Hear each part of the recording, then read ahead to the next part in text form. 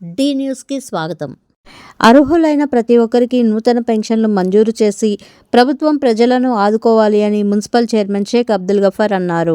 కనిగిరి పట్టణంలోని గార్లపేట రోడ్లోని 12వ సచివాలయంను ఆకస్మికంగా తనిఖీ చేసి మూమెంట్ రిజిస్టర్ హాజరు పట్టికను తనిఖీ చేశారు. అనంతరం సంక్షేమ పథకాలు అందడం లేదని, అర్హత కలిగిన పెన్షన్లు మంజూరు చేయడం లేదని ప్రజలు ఆవేదన వ్యక్తం చేశారు.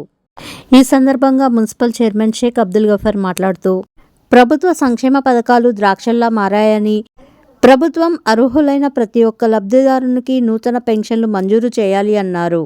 ప్రస్తుతం అర్హత కలిగిన లబ్ధిదారులకు నూతన పెన్షన్లు మంజూరు చేయకపోవడంతో ప్రజలు ఆవేదన వ్యక్తం పరిచారు అన్నారు. పెన్షన్ డబ్బులే తమకు జీవన ఆధారమని, నెలంతా వాటితోనే గడపాలి అని, మందులకు అవే దిక్కు అని వృద్ధులు ఆక్రోశిస్తున్నారని అన్నారు.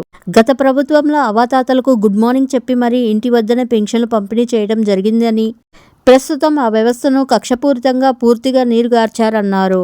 సామాజిక పెన్షన్లకు వైకల్యం శాతం పేరుతో దివ్యాంగుల పెన్షన్లు ప్రభుత్వం ఎగరగొట్టిందని ప్రజలు ఆవేదన వ్యక్తం చేశారన్నారు. ప్రభుత్వం అర్హులైన ప్రతి ఒక్కరికి నూతన పెన్షన్లు మంజూరు చేయాలి అని ఆయన డిమాండ్ చేశారు.